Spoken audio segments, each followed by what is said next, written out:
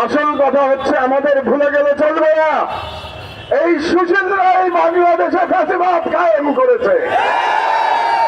সুতরাং সুশীলদের কাছে চরিত্র বদলানোর কোনো আশা আপনারা করবেন না। আপনাদের প্রজন্মের কাছে আমি বলতে চাই, এই সুশীলদের বিরুদ্ধে লড়াই করে হাদি যে কালচারাল ফ্যাসিজমের বিরুদ্ধে লড়াই শুরু করেছিল, সেই লড়াইকে আমাদের সফল করতে হবে ইনশাআল্লাহ।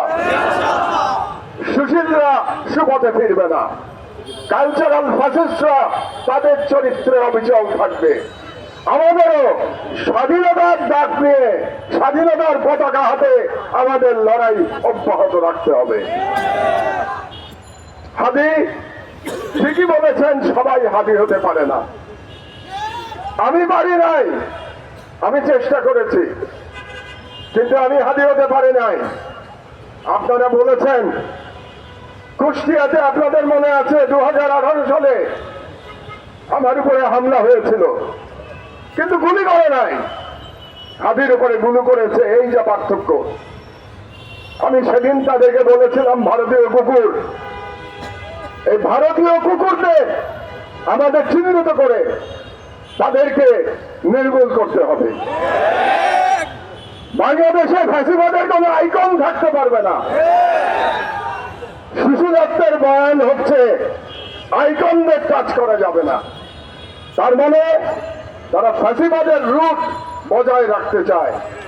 ফ্যাসিবাদের রুট নিক্ষেপ করতে হবে বঙ্গোপসাগরে। ফ্যাসিবাদের কোনো আইকন আমরা মানি না। আমরা বাংলাদেশের স্বাধীনতায় বিশ্বাস করি। বাংলাদেশে কোনো বিভাজন আমরা চাই না। দেশের সকল বিভাজনের ঊর্ধ্বে উঠে আমাদের জনগণকে ইস্পাত কঠিনকে সমস্ত দেশীয় এবং বিদেশি সম্প্রসারণ হাদির উপরে যে আক্রমণ হবে সেটা বারে বারে জানান দেওয়া হয়েছে। আজকেও জুলাই যোদ্ধাদের উপরে আক্রমণ করা হচ্ছে, ফুয়াদ আক্রান্ত হয়েছে।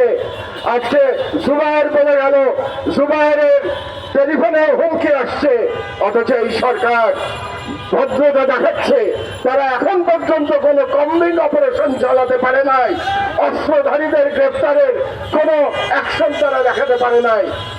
আমি এই সরকারকে 48 ঘন্টা সময় দিচ্ছি। 15 তারিখের মধ্যে তারা যদি হাদির হত্যাকারীদের হত্যা করার যারা চেষ্টা করেছে আততায়ীদের তাদেরকে গ্রেফতার করতে না পারে, তাহলে 15 তারিখ শহীদ মিনার থেকে এই ইনজারিমের বিরুদ্ধে আমরা বৃহত্তর আন্দোলনের ডাক দেব।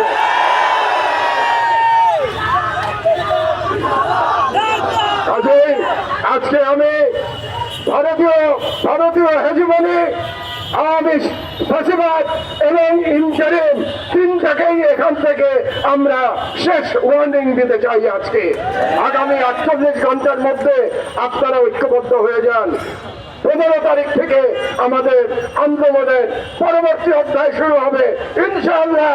আমরা দ্বিতীয়বার বিপ্লব করে আমরা অসম্পূর্ণ বিপ্লব পূর্ণ করব, যাতে করে সকল রাজনীতিবিদ বলতে বাধ্য হয় এবার বাংলাদেশে বিপ্লব সংগঠিত হয়েছে ইনশাআল্লাহ। আপনারা সবাই মিলে হাদির জন্য দোয়া করুন, হাদির পরিবারের জন্য দোয়া করুন। আল্লাহ আমাদের সহায় হোক। আল্লাহ হাফেজ। বাংলাদেশ জিন্দাবাদ।